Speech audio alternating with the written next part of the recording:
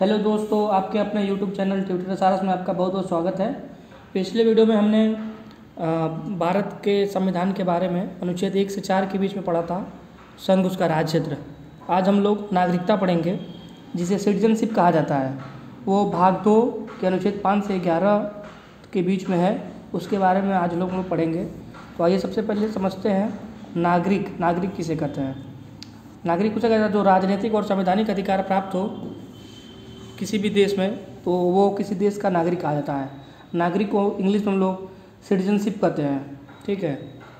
फिर आइए पढ़ते हैं हम लोग अनिवासी भारतीय किसे कहते हैं। अनिवासी भारतीय वो भारतीय होते हैं जो देश के बाहर रहते हैं लेकिन भारत के ही निवासी होते हैं। उनको नॉन रेसिडेंस इंडियन या NRI कहा जाता है। भारतवंशी नागरिक किसे कहते हैं। PIO person of Indian origin. भारतवंशी नागरिक उसे कहते हैं जो भारत के ही नागरिक हैं लेकिन किसी दूसरे देश में जाके वो वहाँ की नागरिकता ले लिए हैं, फिर भी उनको PIO person of Indian origin कहा जाएगा। जैसे भारतवंशी मूल के नागरिक, जैसे पहली हमारी भारतीय वंशी मूल की अंतरिक्ष यात्री थी कल्पना चावला, जिन्हें कहा जाता है। और आइए पढ़ते हैं आगे।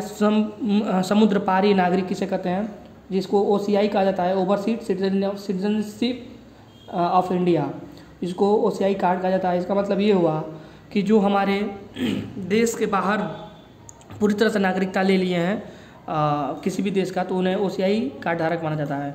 अनिवासी भारतीय के बारे में पूरा डिटेल से पढ़ते हैं। NRI किसे कहा जाता है, नॉन रेसिडेंस इंडियन। अनुच्छेद 183 तक अगर आप 183 दिन तक अगर आप विदेश रह गए हो तो आपको NRI कहा जाएगा। इसका मतलब ये हुआ कि आप किसी दूसरे देश में गए और वहाँ पे 183 दिन तक वहाँ पे आप रह लिए तो उसे NRI कहा जाएगा। PIO आइए समझते हैं। PIO किसे कहा जाता है, तो पर्सन ऑफ इंडियन ओरिजिन किसे कहता है।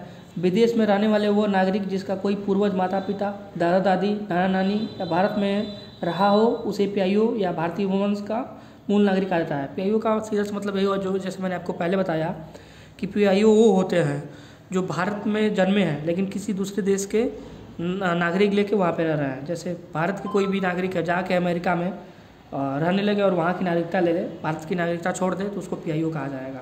आइए आगे बढ़ते हैं फिर हम लोग। तो आइए अगला टॉपिक समझते हैं। समुद्र पारी नागरिक जिसको OCI कार्ड कहा जाता है, ओवरसीज सिटीजन ऑफ इंडिया। वे देश जो समुद्र पार हो और वहाँ पे रहने वाले भारतीय मूल के निवासी, उन्हें OCI कार्ड कहा जाता है। इसका मतलब ये हुआ कि एक जो हमारे इंडिया से जो भी समुद्र के रास्ते से दूसरे देश हों, जैसे श्रीलंका समझ लीजिए या मालदीव समझ लीजिए, उस देश में रहने वाले नागरिक को OCI कार्ड धारक कहा जाता है। अप्रवासी और अनिवासी भारतीय दिवस, जिसे 9 जनवरी को मनाया जाता है, जैसे कल मनाया गया था 9 जनवरी 2021 को अनिवासी या भारतीय प्रवासी दिवस मनाया गया। अनिवासी भारतीय दिवस या प्रवासी भारतीय दिवस का मनाने का मैं आपको डिटेल बताता हूँ। 1915 9 जनवरी को ही हमारे महात्मा गांधी, इसे राष्ट्रपिता कहा जाता है, वो साउथ अफ्रीका से लौट के भारत आए थे और वो भारत बम्बई एयरपोर्ट पे आए थे। तो उसी दिन 9 जनवरी के आने के कारण प्रवासी भारतीय दिवस मनाया जाता है। 9 जनवरी के दिन महात्मा गांधी दक्षिण अफ्रीका से भारत लौटे थे, मुंबई अपोलो बंदरगाह पर, जैसे मैंने आपको पहले बताया। NRI किसे कहा जाता है, PIO और OCI। NRI सामाजिक अधिकार, आइए आपको बता दें कि NRI को क्या क्या मिले हैं। NRI को सामाजिक अधिकार, धार्मिक अधिकार और आर्थिक अधिकार सब मिले हैं और PIO OCI को भी मिले हुए हैं, परंतु इनको राजनीतिक अधिकार नहीं है। इनका मतलब ये हुआ कि NRI जो है उनको इंडिया में सब चीज़ का अधिकार मिला हुआ है, लेकिन PIO और OCI कार्ड वाले को यहाँ पे भारत में राजनीतिक अधिकार नहीं है। इसका मतलब वो देश में आके राष्ट्रपति, प्रधानमंत्री या विधायक या सांसद का चुनाव नहीं लड़ सकते हैं। 16 देश को भारत में आने के लिए वीज़ा की में छूट मिलेगी। इसका मतलब ये हुआ कि एक हेलने करके एक रिपोर्ट आती है, हेलने पासपोर्ट के, जिसमें ये कहा जाता है कि किस देश का जो पासपोर्ट है वो कितना मजबूत है। इसका मतलब ये हुआ कि किसी देश का पासपोर्ट का मजबूत का मतलब ये होता है कि उस पासपोर्ट पे या बिना वीज़ा के कितने देश में आप जाके ट्रैवल कर सकते हैं। तो पिछले रिपोर्ट के हिसाब से 16 देश था, लेकिन अब ये बढ़ के लगभग 23 के लगभग हो गया है। उनको भारत में आने के लिए वीज़ा नहीं लगना पड़ेगा। इसका मतलब ये हुआ, जैसे मैंने आपको पहले बताया, जैसे ये है ब्रिटेन, फ्रांस, स्विट्जरलैंड, USA, ऐसे देश हैं जिनको भारत में आने के लिए वीज़ा की आवश्यकता नहीं होती है। 7 देश ऐसे हैं,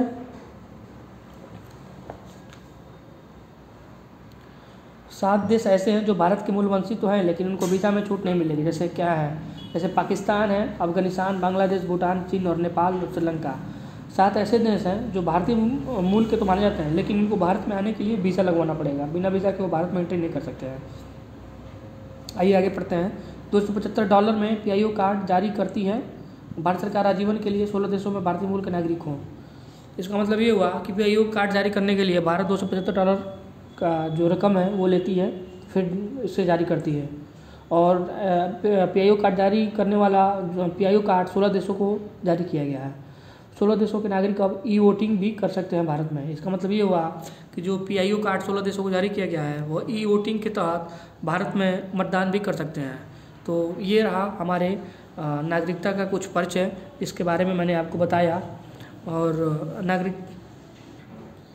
तो दोस्तों ये रहा हमारा नागरिकता के बारे में थोड़ा सा परिचय। तो इसके अगले पार्ट में हम लोग नागरिकता के पार्ट 2 पढ़ेंगे।